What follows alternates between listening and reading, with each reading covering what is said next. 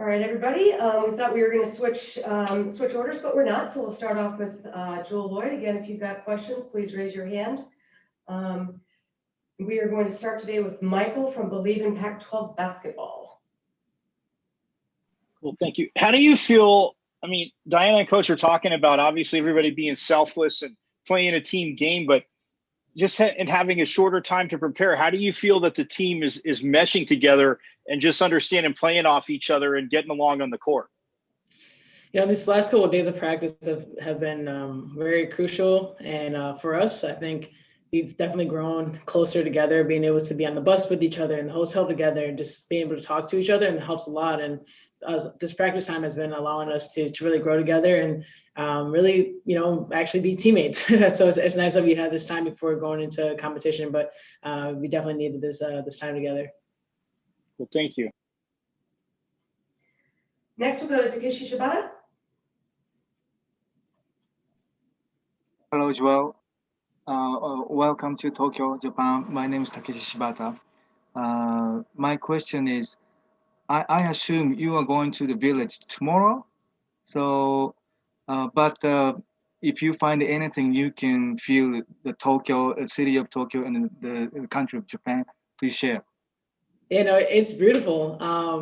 Being able to drive on, the ride over and seeing the water and the biggest thing, it's so clean. It's amazing. It's coming from, the States and things like that, but it's such a beautiful, beautiful place, and the people are super nice, and you feel that immediately. And that's something that's, for me, it's awesome. No matter, what language you speak, the fact that you can say hi and hello to people and people smile back, even with the mask on, you can tell it's super unique. So I actually really enjoyed it, and hopefully I'll come back, that kind of gets a little bit more normal.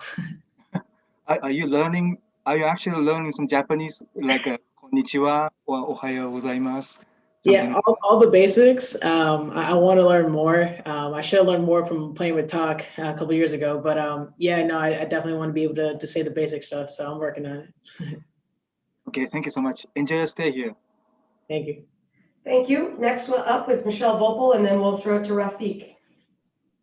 Hey, Jewell. When in Las Vegas, you were talking about how sort of every time you're on the court, you learn a little bit more about what your role is and how to fit, because you're all obviously great players and used to doing a lot. So it's a little different fitting into this prism of all these great players. What do you feel like you have even more clarity on that now, and what is that? Yeah, I think so. I think, for me, I'm just trying to follow whatever Diana does. I'll just try to mimic that as much as I can.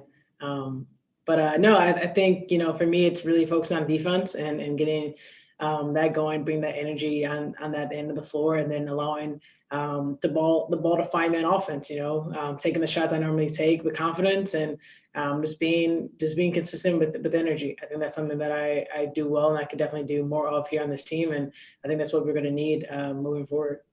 And how does being a two-time WNBA champion, how does that prepare you for being in the Olympics? I'm very fortunate to be in very close games and figuring out how to approach every game differently, even with the series. And obviously, this is the biggest stage of any athlete's career, so you feel a little pressure, you feel a different atmosphere. But I think the best preparation was obviously us in the bubble with having no fans, finding ways to show up with adversity in different circumstances. And I think that kind of prepared us for this, and knowing that, you got to rely on your teammates and be ready to go. And everyone's a very vital part of our success. So I think we understand that clearly, and we're ready to go. Thanks. Rafiq? Hey, Jewell, I just want to ask you, if you ever had a chance to watch older games of the USA women's basketball teams from when they won the gold medals the past years, as you're watching them, how does that inspire you to hopefully contribute towards bringing USA this gold medal in this year's Olympics? I think there's two things that always stand out to me when I always used to watch the U.S. basketball team. It's really the confidence that they have walking in and out of the gym, but also the intensity. Every single play is intense. Every single play, everyone's focusing together.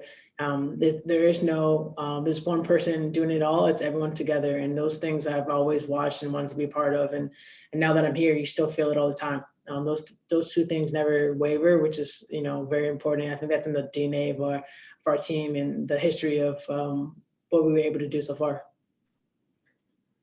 Thank you. Next, we'll go to Chloe Merrill with the Olympic Channel. Hi, Jewell. Can you speak a little bit about what the Olympics means to you? And if I may, is there a particular matchup that you're looking forward to, maybe in the group stages or looking slightly further ahead?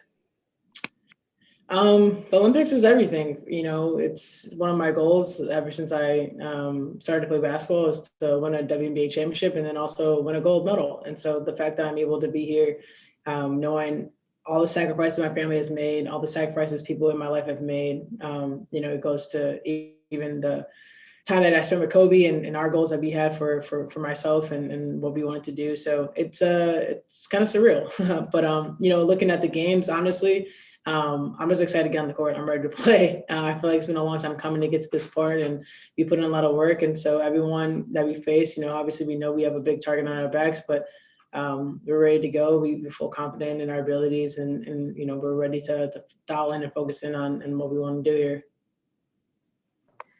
Roger Cleveland, we'll go to you to close out our time with Jewell.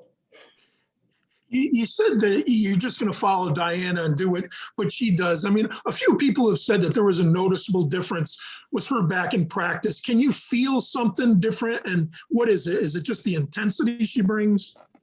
Yeah, I think it's her intensity. I think it's her calmness. Honestly, I think when she steps on the floor, everyone kind of is like, okay, we're good, just because her record, her track record, speaks for itself. And she gives so much confidence to so many players. She's constantly talking, encouraging.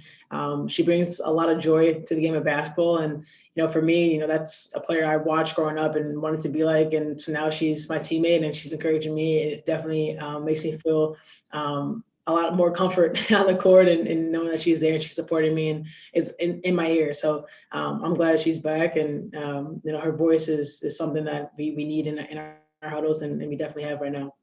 And Sue said that she could guarantee that the 2 losses you guys had in Vegas are going to be very beneficial to you guys just because it helps bring you guys together quickly. Can you see that? Oh, of course. We at those losses, I think we all kind of looked at each other. He's like, all right, let's go. Like, let's buy in.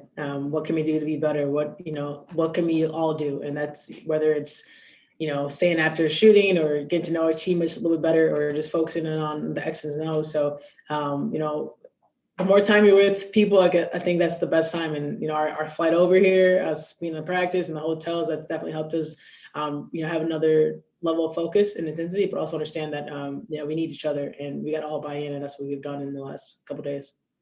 Thank you, Jewell. Thanks. Thank you very much, Jewell.